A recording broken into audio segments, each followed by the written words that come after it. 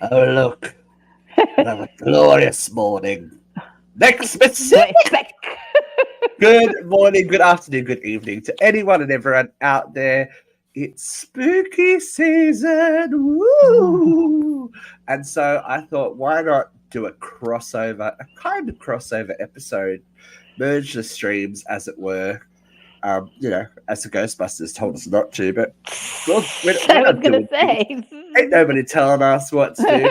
We have with us today on assigned seating the lovely Miss Katie McCarthy from Uncensored Horror, and my familiar in all things film, Miss Vera. So we are the Sanderson Sisters of Uncensored Radio today. We are. Our powers have combined. We're going to run amuck, because we didn't. I thought, cast my mind back, because I got a Facebook notification saying it was 2 years ago, yesterday, that Luke and I left for America. So I got we had done this, but we haven't done this. I got a Facebook reminder today, or it was either today or yesterday, that I was picking up the lovely Miss Brooke from Uncensored Horror. There you go. So it's how quickly does time go? 2 years. 2 years. I keep telling everybody it was last year. Yeah. Well, I was there last year. I was there last year. And I was in Salem last year. Yeah, I was in Salem last year. I'll be there like next 3 different people. So, by the time this airs, I'll be in America. So you will. I'll be there. But I thought we had done this because we had done the original in anticipation of this film coming out. But I did. Yep. I feel like we must have just gotten lost in the rush. I think it might have been one of those things that we planned to do while we were in America, but ran out of time to do. So obviously, if you can't guess what film we're talking about today, we're kicking off. Well, we already kicked off spooky season last week with Chris Sun, but this week, assigned seating is going all Halloween as we discuss Hocus Pocus 2. Now, long awaited Hocus Pocus 2. When you think the first film came out in 1993, people. Wow. It's insane. I was a child. People are now full-fledged adult. Now I'm just a child at heart. Racing's age still talk about Hocus Pocus. Yeah. And say that is, the calling card of a classic film. And this movie had been in development in talks for years. At least. It felt like it just kind of all fell into place, and it's just like, all right, go. And they made it, and it was out in 2022. And we'll talk about how we feel about it a little bit later, but we'll jump through the film. It's obviously with all of the reviews, as per usual, whether it's Uncensored Horror or assigned seating. We're going to be talking about the plot in depth. So if you haven't seen Hocus Pocus 2, pause us and then come back later and join us. But we are going back in time, my sisters, back to Salem 1653. Because, why not? Where we meet the young Sanderson sisters. Now, come on. This casting and these kids are spot on. Like, that is amazing. The nostalgia starts straight away with the way the opening shot is. It reflects the original openings straight away, like the overhead shot of flying into Salem, and then we get to meet these younger versions of the witches we have grown to know and love. My favorite thing is the little pops of different humor that pop in and out. I had to rewatch this again because I was like, oh, I've watched it. This will be like the third or fourth time I've seen it, and I couldn't remember certain parts. I'm like, oh, we'll give it a watch. But I just love the little modern day humor parts that we have in it. Like we see Winifred storming through the town, and that woman goes, "Whoop, that's enough for me today." Like that. Why isn't that a meme? I feel like that's a meme waiting to happen. I really liked the shout outs to the original film, like the original playing on a TV, or there's a spot where they're standing in line and you see a couple dressed as a devil and an old lady in rollers, and that's a reference to It's very cute. Mary Marshall and Penny Marshall. Yeah. I just love the townspeople are very Greek chorus as well in this 1653 Salem. She's my favorite. I want to try and find that clip and make it a meme. Oop, that's enough for me today. Just walking straight back to the house. So we meet young Winifred Sanderson, who is, to say miffed is a little understated. She has defied the authority of the church by refusing to marry John Pritchett. How darest they? Because she has a true around. She has a true love in Billy Butcherson. Billy. These girls are brilliant. I just think the little girl that's playing Bette Midler's character has it down. Well, they all do, really. Yes. That's brilliant, and it's kind of gives you that nostalgia without it being straight away. All right, here's what you waited for, and I like that they make us wait a little bit. It's like, so that's anticipation. They're not going to give it to us straight away, but we do get the backstory of the sisters. We get lots of backstory. Yeah, banished from Salem. Perhaps not fairly, obviously. It is her 16th birthday. She's become a woman, so it is time for her to be betrothed. It's very lots of strong feminist message in this movie. I just want to throw this out there. They do not look 16. They look a lot younger than 16. Yes. Yeah, but so when they were saying they were teenagers, I was like, what, like 13? No. maybe. Sarah. So I love the casting, but they were so young. I think they missed it with that one. That was still cute. I was like, it was adorable. I thought it worked. I thought that Winnie looked old enough to be betrothed in that time space. Yeah. And the sisters are supposed to be younger than her. I did think it worked, but I understand it. There was a slight ick. Like, ooh, they look really young. But the message, the rather strong message of sisterhood has started, and it's firmly there throughout the movie. It's a little bit heavy-handed at some points, and but I don't mind it because it makes these characters a little bit more three-dimensional, as we will find. They're so iconic, so finding anything out about their backstory kind of is more interesting.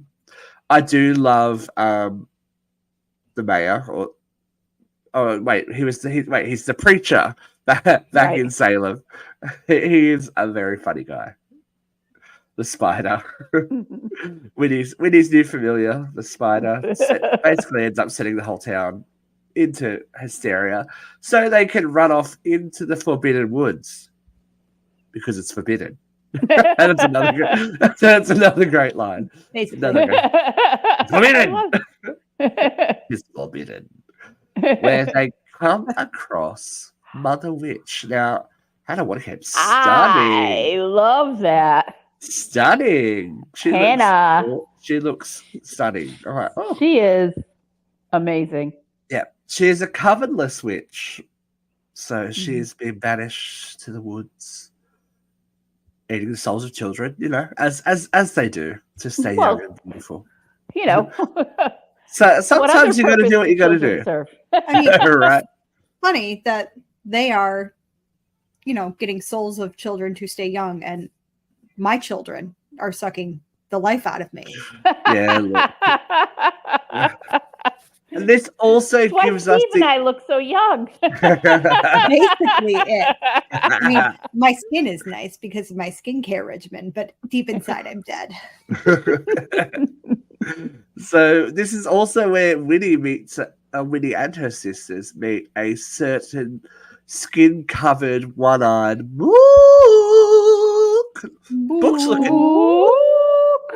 book's looking good for being hundreds of years old. You know, that's some good skincare. You gotta wonder how old the book is.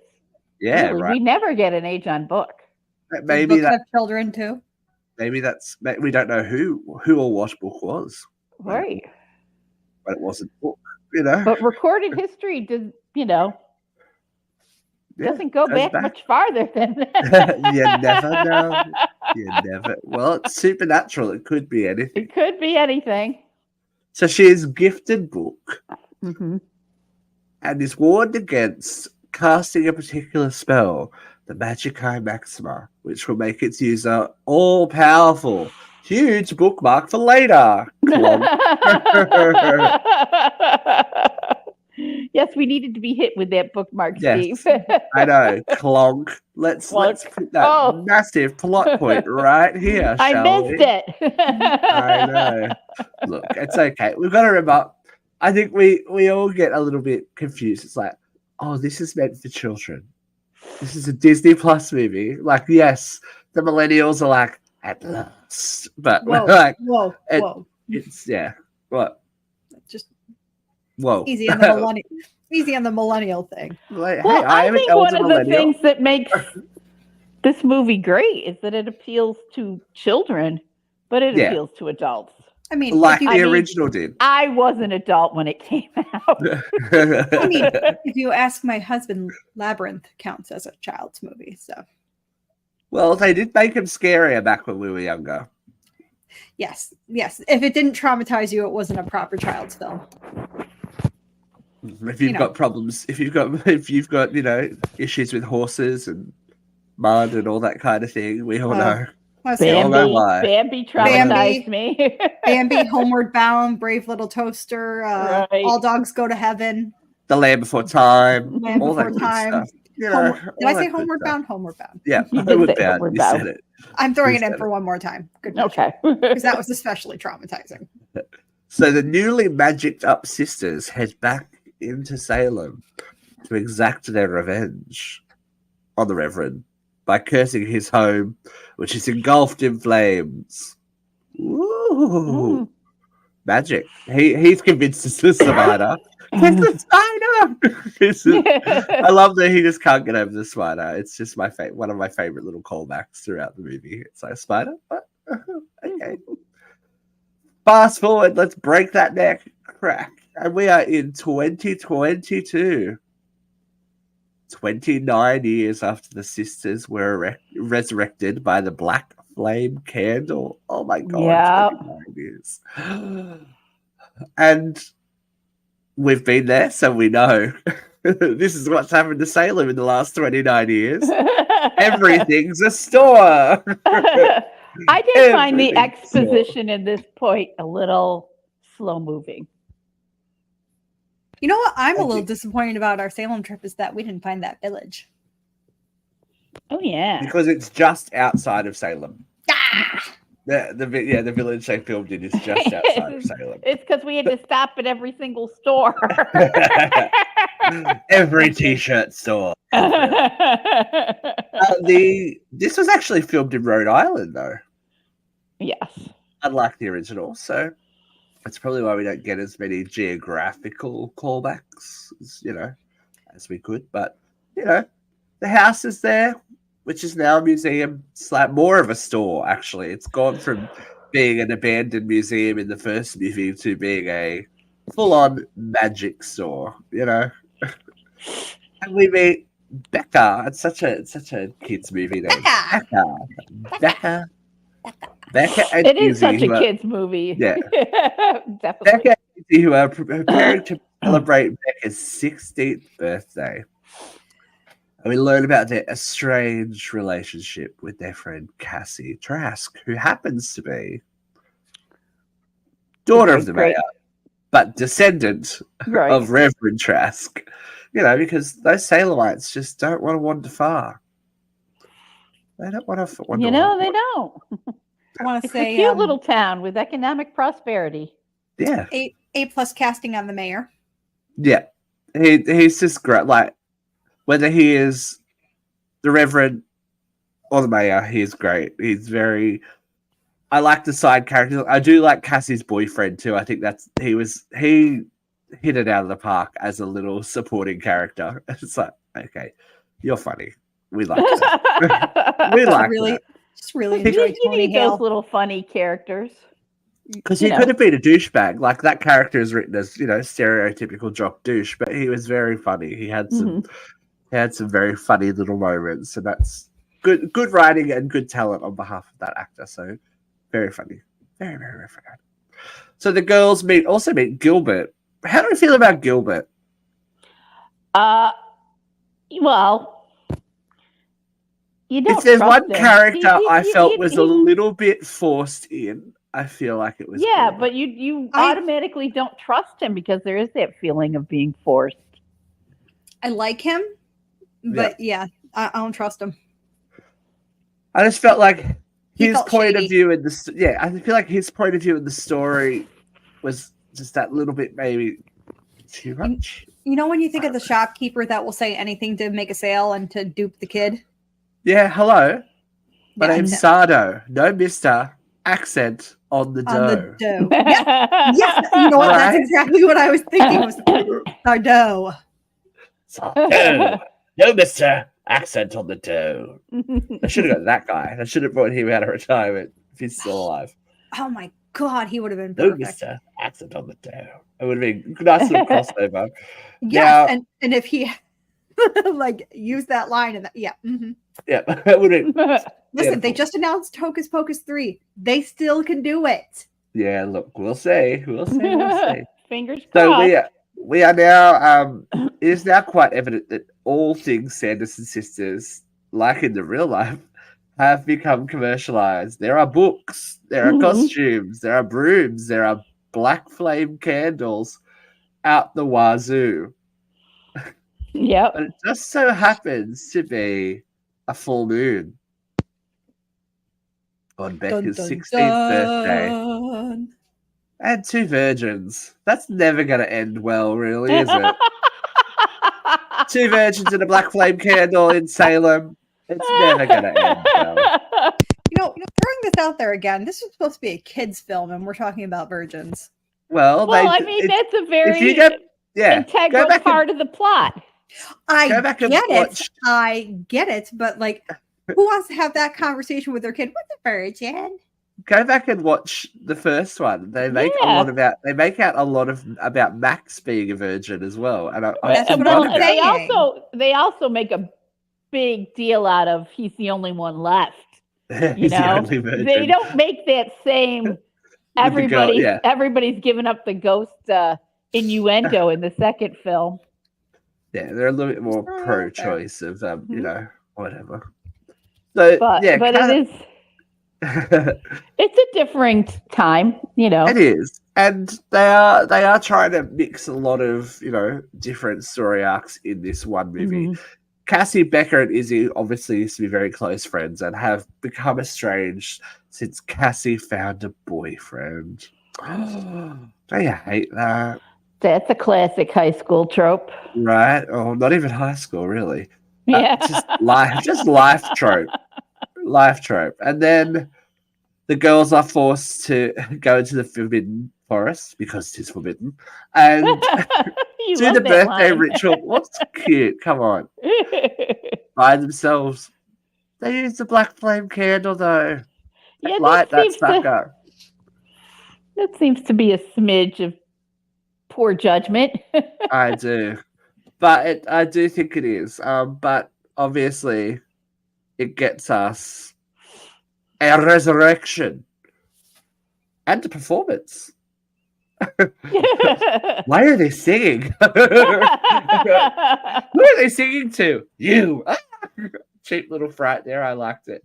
And I think that's what everyone wanted. Straight. You think about Hocus Pocus, you go, I put a spell on you. Right. They added a few musical numbers in this one. I was like, okay, it's expected. We love it. It's all good. And we I'm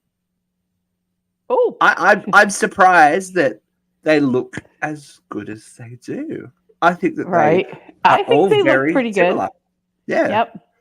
They're all very similar. Like Well, Kathy Najimmy's obviously lost a lot of weight yes, she did since the last time, but she padded out. She's all good, and Bet looks like Bet. There are sometimes when she looks real old, but sometimes when she doesn't as well, and that's just don't get that the waddle. Yeah, it's not always the best, but sometimes it's a little reminder that we're all older. We're all getting older. It's a welcome return. I was young. Well, younger. Sorry, going back to the original again. We love the original, but this is the good thing about it. The callbacks to the original are what makes this so anticipated, and also makes it comfortable. And they don't. There's no difference in energy. These three women are delivering hardcore, like if not a little bit harder in this one. One of my favorite scenes in this whole movie is the Sandersons in the CVS. Yeah, CVS. I mean, I can't. I was actually gonna say I really love the CVS scene, but like I'm looking at them and like I can't tell if it's the plastic surgery or the makeup, but I think they look pretty, like for it being 30 years later, they're pretty good. No, they look fantastic, but just something about it, just I don't know. I think they should have. It's a supernatural movie. We'll go with it. I just think they should have updated the makeup instead of trying to match it to the original. Look at the numbers in the sky. Huh? Reads the sign. I mean, like just like look at SJP's eyebrows. Like they were trying to match it to the original. It's just like, yeah. Oh, well. They haven't had any children's souls yet. We'll leave it at that. No, all right. That's what it is. That's fine. But I love it. And just like, how many souls? They're just eating the beauty mask and stuff and drinking it. It's just like, that is great. If anything, that's what I loved about the first movie as well. Those anachronisms of time when they the bus and everything. Like, did you notice that he has a little woman? Did you notice that Mary's is on the other side this time? She had to change it up. She did. Oh no, it was she said she can't do it on that side anymore, so that's why they wrote in the scene that smacked it to the other side. Smacked out. But I thought that was so creative. Like, oh, you can't do it, so you're working with it. They're very smart. Very smart and very smart performances to not cut back on anything. Like they're all chomping the scenery, and everyone's just like, okay, let them go. But they're not trying to tamper it down. They're not trying to make these new kids the star of this show because we know what people came for. Right. You know, and I will never let anyone speak ill of Kathy Namji. No. We wanted them all, and it gives Kathy and Sarah Jessica Parker a little bit more breathing room this time as well. Yeah, they're allowed to develop their character a little bit more and play around a bit more. But all of these classic movies. Oh, I'm sorry. Yeah. No, it's all right. Keep going. I was saying for everyone who says Sarah Jessica Parker is so stuffy, you obviously have to like not take yourself too seriously if you're going to keep doing this movie. I mean, yes, money is a thing, but still, like clearly, I mean, if this was my legacy, I'd jump anytime someone said jump. I'm like, what? Yes, another one. Okay, let's go. Bette Midler's all over it. She was the reason they got a second film. I know, and I love that we're in this era now where stars can dictate this kind of thing. Like the fact that we're getting Freaky Friday 2 is because of Jamie Lee Curtis. You know, she's like, it's happening.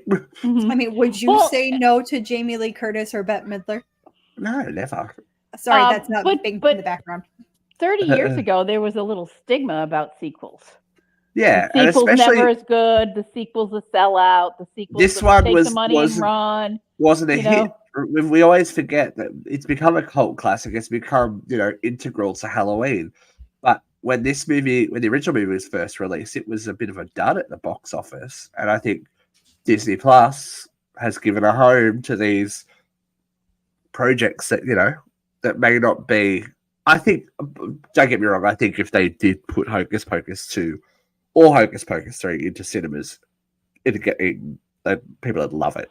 Yep. This seems to be what Disney don't understand, that they have these intellectual intellectual properties that people love and want to see more of, but they hold them back for Disney Plus. It's like, oh, okay, we'll see. Well, they understand it. They just want to force people's hand into buying Disney Plus. Yeah, I don't know. In the era that these animated films and these, let's say, ill-advised live-action remakes of classics aren't cutting the mustard, as a business, wouldn't you go, I know I have an intellectual property that people love? It's what they did with High School Musical. High School Musical 1 and 2 were Disney Channel exclusives, and then once they'd whipped everyone into a furor, we'll put the third one into cinemas, and it'll be monstrous, and it was. So maybe with number 3, we'll see a return to cinema. That'd be cool. But I'm happy with this, and with every retcon / recall, we have to update things. And when there's no brooms in a CVS, what do you do? Right. I love that Winifred gets the only thing that resembles a broom. She's like, mine. This is mine. And she's out. Sarah Jessica's on the bubble mop. Yes. And Kathy Najimy on the Roombas. I laughed. And I laughed so hard when I first saw it.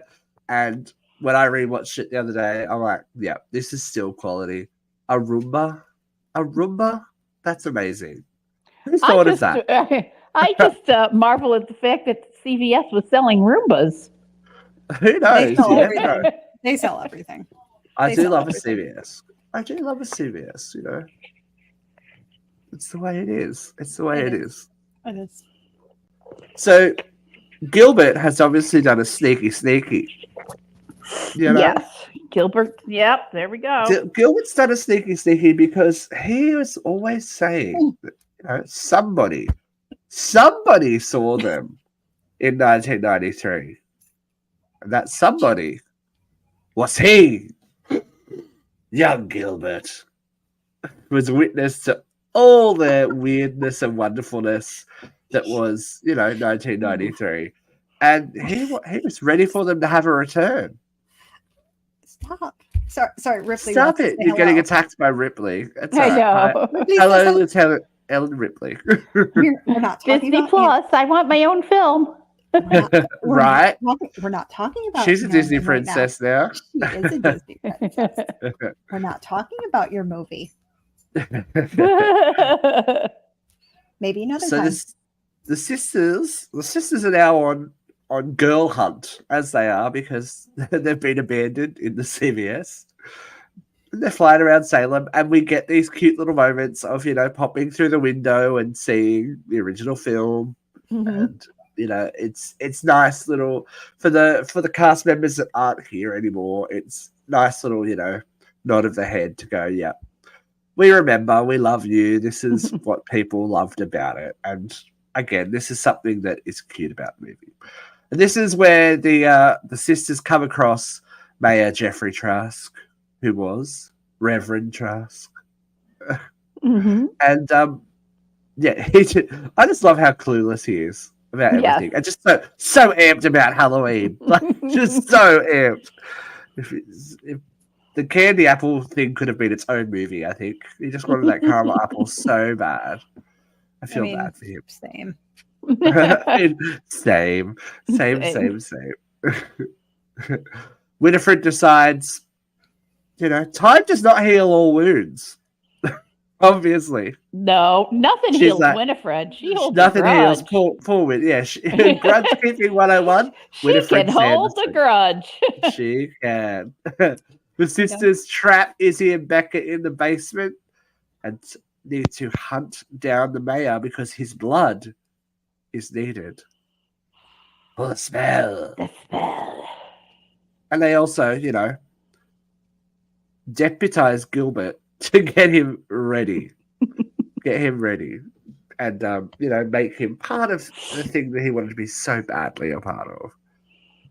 I do miss one of my favorite parts in the original movies after they get baked in the kiln with the foreign language tape playing. I want my book. I wanted something like that again. Just a little, That was good. We didn't get that, but that's okay. The girl. So there is a party going on at the Trask house because we can't hang out with our friend because her and her boyfriend are damn things.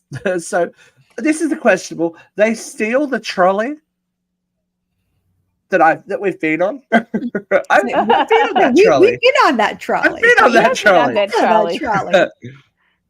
And of course, we get more enchantment with the Sanderson Sisters competition. Some RuPaul Drag Race alumni. Yeah, it's good to see. I'm just throwing this out there: the Drag Sisters. They should have won. Robbed. Yeah, they were robbed. They were robbed. They had their moment, though. They had their moment. Anyways, right, we see you, Ginger Midge. It's all good. We see you. But Gilbert is on his own quest to dig up, of course, Billy Butcherson. Yeah. Now, Doug Jones, my God, this man deserves a medal. He looked old when we did the original movie, but he's still throwing that body around like no one's business. And it was nice to give Billy a little bit of backstory as well. That is the original wig from the first movie. Stinky. And can I say, as a horror aficionado, Doug Jones is one of the scariest motherfuckers on the planet. He plays the scariest characters I've ever seen in my life. Yeah. And he's just criminally underrated. He really is. He is just one of those actors that transforms. And he's amazing. He is just amazing. The scariest movie I've ever seen him in was a short, I believe. It was a Masters of Horror short where he played a Wendigo. Horrifying. Just he also knows he has a legacy. It's great for him to come back to something like this as well. Like, right. Where it's actually like hits him under the makeup. He gets to speak. He has a moment. They give him something to do in this movie. He's got he gets tricked by Gilbert really to do the whole. I mean, catch Gilbert, and collect. Just doing everyone dirty. I know, right? Well, he only needs Billy's head. Poor Billy's head. Billy's head gets invited everywhere, and his body. Not so much. We never understand. I mean, yes, we know that he watched it, but why did he want to be part of the bad side? Who knows? Maybe he just wanted to be all powerful. He was all powerful. He does say that he. Maybe that'll be in 3. Well, he did say he wasn't popular when he was a child, and maybe being all powerful is what made him popular. I do think it's interesting that Billy was awake, entombed since 1993. So the whole tired thing kind of gets an update as well. It's like, I want to go back to sleep because I've been laying here for 30 years, not being able to sleep. So rude. You said popular in another witch movie, just popped in my mind. Yeah, look, that movie is about to dominate the world. So I'm not about to dominate the world. I'm kind of excited. I'm a little mad that it's in 2 parts, but hey, we'll see. Taking in my boots, I'm so excited. So we will definitely have to do assigned seating for that one. Yes. Naya Trask arrives home and breaks up the party like a bat, like a dad always does. Ugh. Cassie gets grounded, Ugh, it's hard. Life is hard. Life is very hard. Life is hard. But it's harder when, sisters from the 1600s decide that you need to die as well. And come into your home, but that's okay. The salt circle works again. Too bad they're not like vampires and they have to be invited in. Well, no, vampires have to be invited in order to. These ladies just show up wherever they want.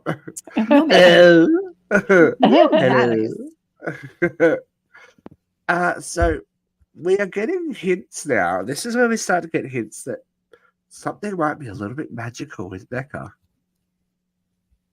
A little bit magical because they escaped the salt circle that they were entrapped in and steal Cassie. Now, the flying was impressive. That shot where Winifred grabs Cassie and flies off, I was like, oh, CGI, you get it, girl. But it was fast. It was good. It was like Harry Potter has taught you guys something. It's all good. Off and about. And, of course, headed back to the Forbidden Wood. Because it's forbidden. Yeah. Because it's forbidden. We love the Forbidden Wood. That's where I'd hang out, you know. That's where I'd hang out. Because we could use Cassie's blood. Yes. But the Magica Maxima, because she is the blood of the enemy. Right? So Gilbert and and Billy's head have assembled the ingredients. They are ready. They cast the spell. You know, the all-powerful spell to give one person all power. You know? But as always, with any magic movie, there's always that little fine print that people don't read. They never do. And as Becca points out, whoever casts the spell must give up what they cherish most. It's the price of the power. This part kind of hurt me deep in my soul. It was an unexpected twist. Let's put it that way, because I didn't expect them to give us that much depth and dimension to these cartoon-like characters. Obviously, the whole balance of power is shifted when Book decides to go with Becca. So, right. Ooh. Betrayed. But a newly powered up Sarah and Mary begin to fade into dust. Sad! Unexpectedly sad! You know? Right. And then Bette Midler, we always forget. Actress. Mm-hmm. Never doubt the divine miss them. People always go, Bette Midler, bratty, crude, blah, blah. I'm like, actress. Acting. Actress acting. I'm like, oh, Winifred had a heart underneath all of that and loves her sisters.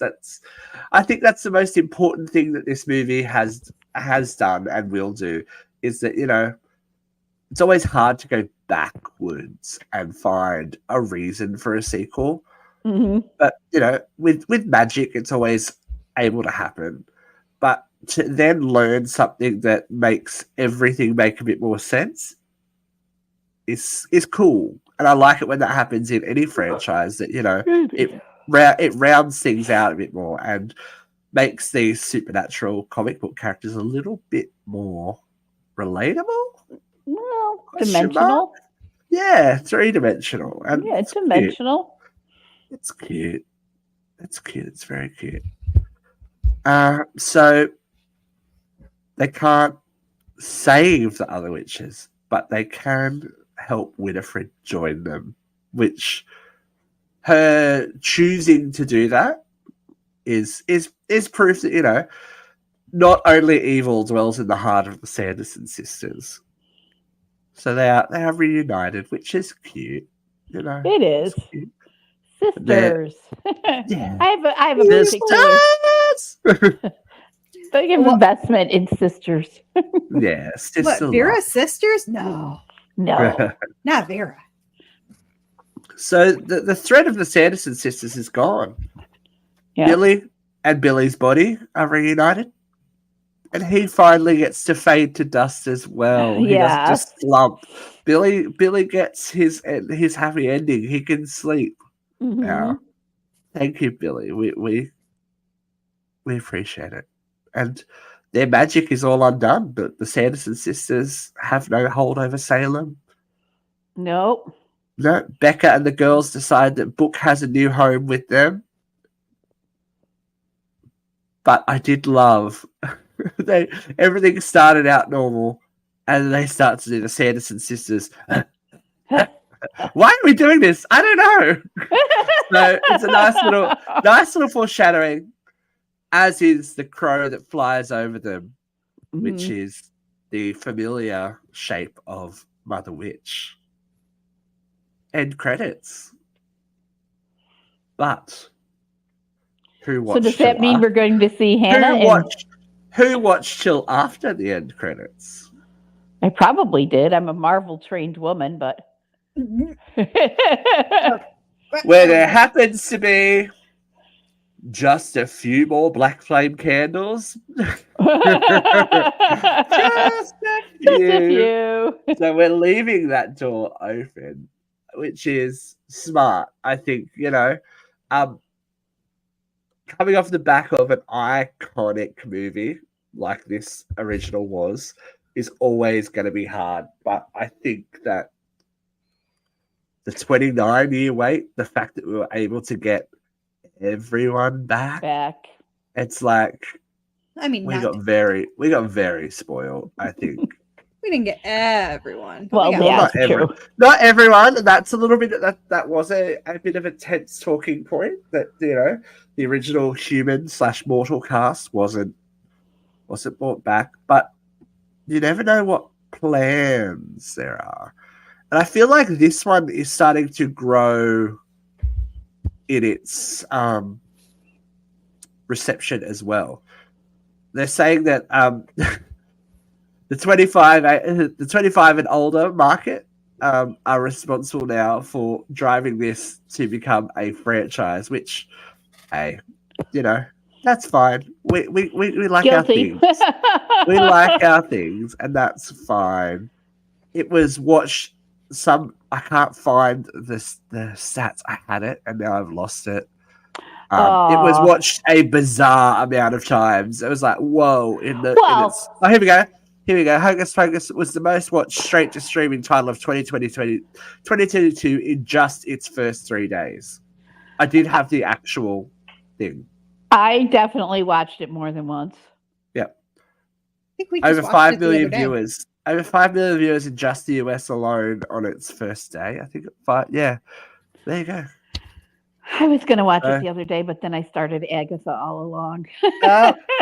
Speaking of witches and Disney, another little... I started Hocus Pocus 2 and then switched over to the new Salem's lot. So I went completely in the other direction. We love Salem. We love witches. But, ladies, what is your rating? Give us how many books? Books. Ooh. Are we going out Katie, of 5? you can go first. Yeah, out of 5. I'm going to go 3.5 out of 5. Yeah. It was cute. It satisfied the nostalgia hunger, but I definitely feel like there was a little more they could have done with it. They could have gotten more original characters back, but obviously the stars of the show are there and they are giving, and I enjoyed it. I would watch the third one, and I will watch the third one.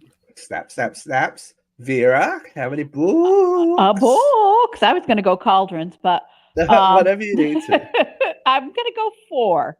It had some traps, some pitfalls. There would have been nice to see everybody else, but I like that the story's progressing, and I kind of hope that the third one, pulls in even more dimension. And I would love to see Hannah Waddingham have a bigger role.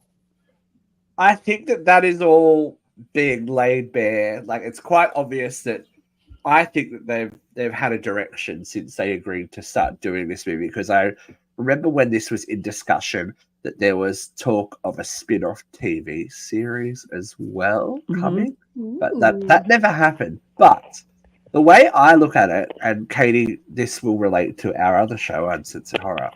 This to me feels like the Scream 5-6 of this franchise, where it's like we want you to love what you love, but we also want to introduce something new so that a new audience can come with us, and then we can combine it together. Right.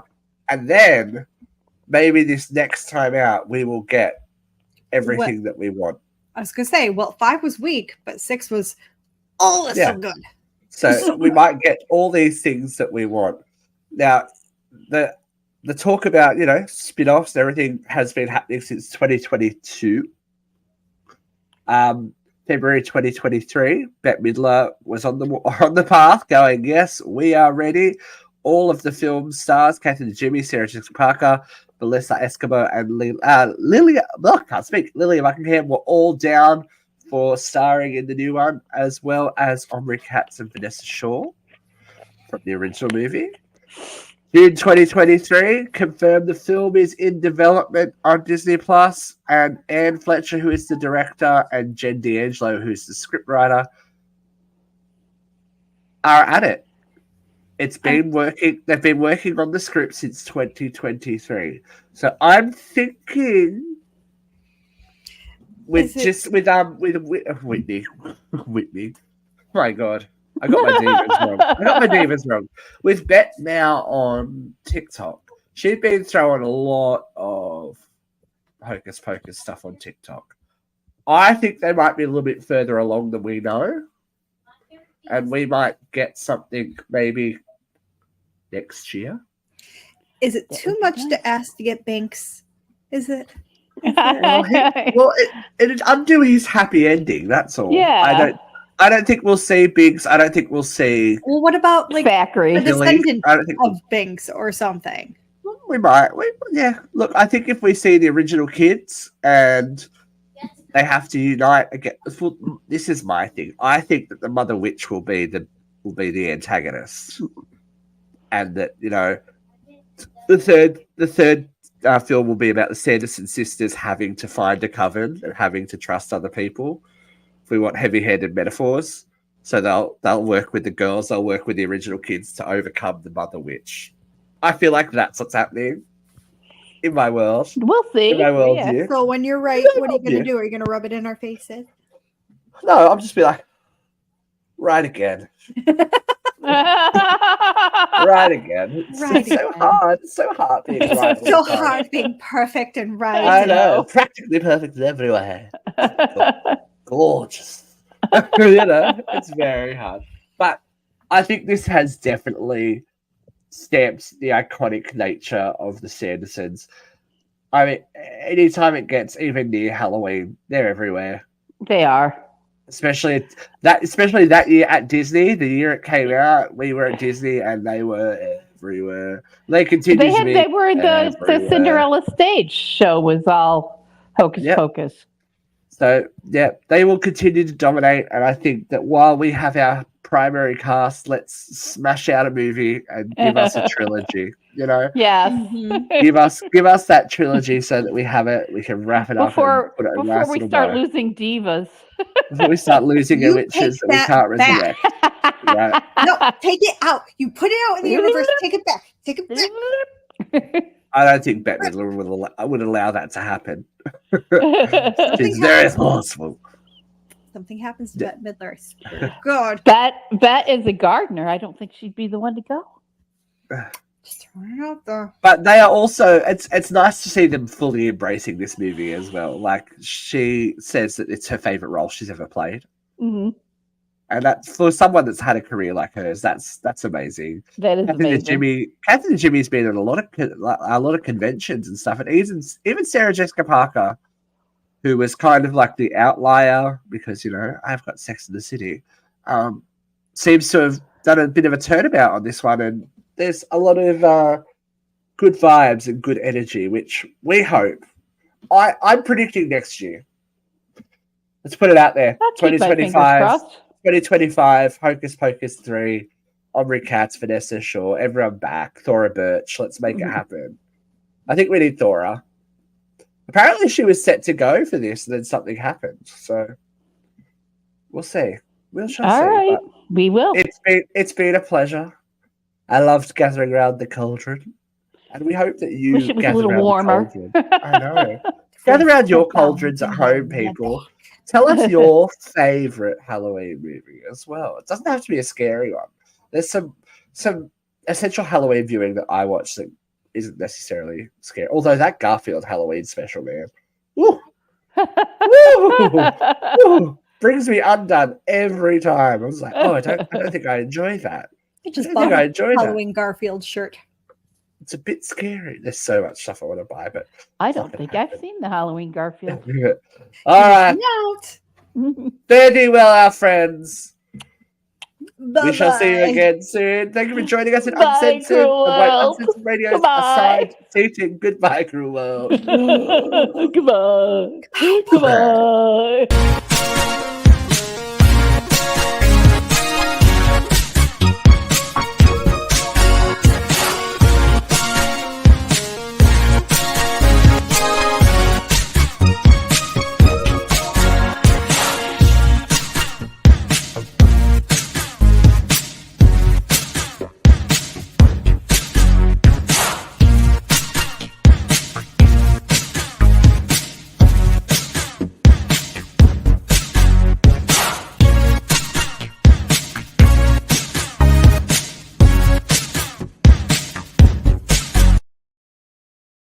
Eh? Boo.